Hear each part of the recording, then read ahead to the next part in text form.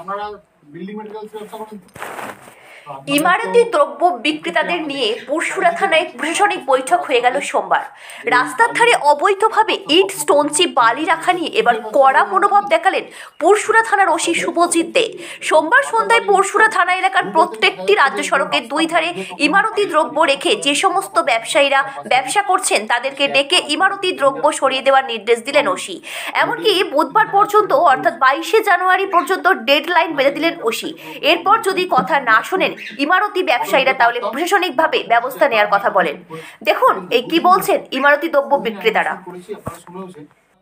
সুরতান রশি আজকে যারা বিল্ডার্সে ব্যবসা করেন তাদের উনি মিটিংয়ে ডেকেছিলেন এবং যেভাবে দুর্ঘটনা বাড়ছে রাস্তার ধারে ইট, স্টোনচি, বালি রাখার ফলে সেই নিয়ে আপনাদের মিটিংয়ে ডেকেছিলেন ওসি এবং ওসি পরিষ্কার আপনাদের ডেডলাইন বেঁধে দিলেন যে আগামী বুধবার যদি আপনারা মালপত্র না সরিয়ে নেন তাহলে পরে প্রশাসনিক ব্যবস্থা নিতে বাধ্য হবেন।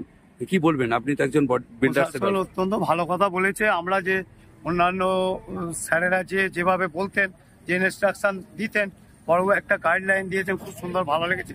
যে পিস থেকে অনেক ছেড়ে রাখলেও স্যারেরা যে অনেকে চেঁচামেচি করতেন, হয়তো ভাবতেন যে এই জন্য হতে পারে। কিন্তু আমার যে বক্তব্য হচ্ছে সেটা হচ্ছে, কারণ তো এই আবাস যোজনার ব্যাপারও আছে, চাপ আছে অনেকের উপরই, সব ঠিক আছে। তবে ইটে একটা রিসেন্টলি দুর্ঘটনা ঘটেছে, শুনেছি, খুব খারাপ লাগছে। একটা মায়ের কোল খালি হয়ে গেছে। আমাদের জন্য কারো মৃত্যু হোক বা কারো দুর্ঘটনা, এটা আমিও চাইনি। আপনারা সচেতন হবেন? অবশ্যই আমরা সচেতন, আমরা এমনি সচেতন আছি। আমাদের সাঁওতা আমার ব্যবসা, দেবজ্যোতি ঘোষ আমার। আপনি দেখবেন মাল ফেলা বন্ধ করে দিয়েছিলাম আমি, তারপরে দেখছি প্রত্যেকেই ফেলছে, তখন বাদ আমিও ফেলেছি, এক গাড়ি মাল ফেলেছিলাম। তাও সেই দিন আমাকে যে বলতে, আমি তাড়াতাড়ি সেকেন্ডটা আগে পরিষ্কার করে দিয়েছি। এবার এখন তো দুর্ভাগ্যজনক ভাবে সেদিন অ্যাক্সিডেন্টে মারাও গেছে। সেটা তো এখানে সাঁওতায় নয়, সাঁওতায় যে মারা গেছিল সেটা রাস্তা পার হতে অন্য জায়গায়, ফাঁকা রাস্তায়। অধিকাংশ দেখবেন, আমাদেরকে হয়তো ডাকছে, কিন্তু অধিকাংশ দেখবেন দুর্ঘটনা হচ্ছে ফাঁকা রাস্তা দিয়ে হচ্ছে, যে মাল ফেলে রেখেছে তার জন্য। একটা রিসেন্ট হয়েছে ইটের গাড়িতে, তার সিভিক ভাই মারা গেছে, বাবার একটাই ছেলে, সেইটা আমরা দেখতে পাচ্ছি।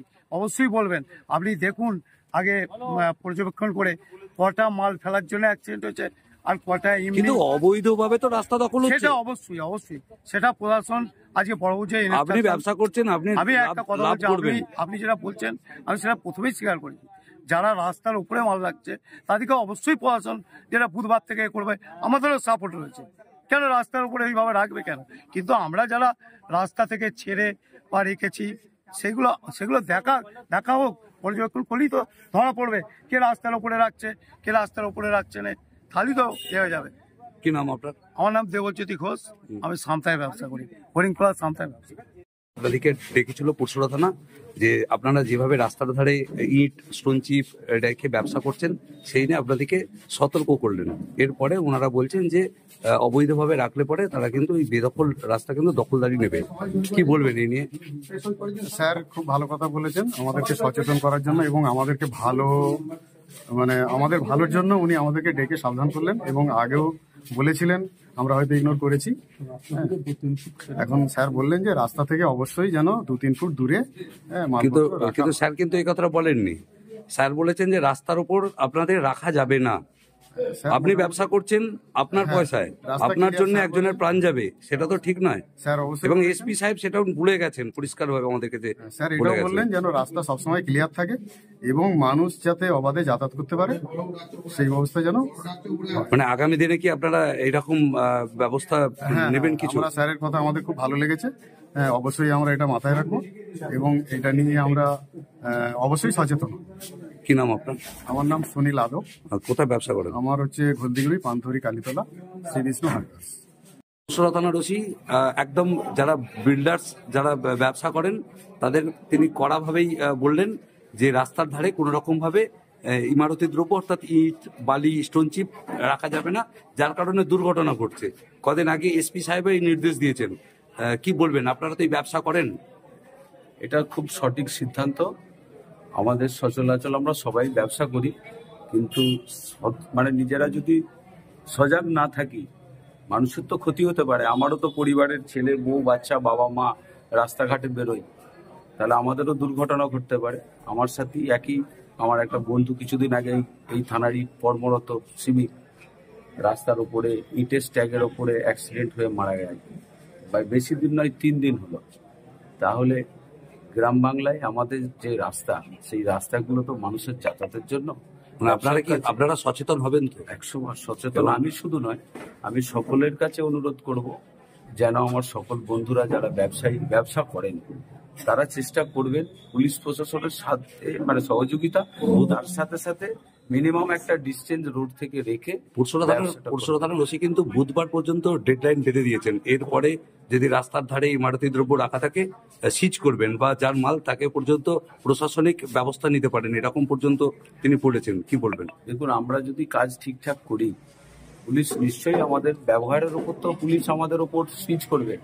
যদি আমরা ভালো ব্যবহার না করি, আমরা যদি একটা মানে পুলিশের ওপর অন্যরকম ভাবে মানে তাদের কথাটা কানে দিলাম না, তাহলে তো পুলিশ আমাদের মাল সিজ করবেই।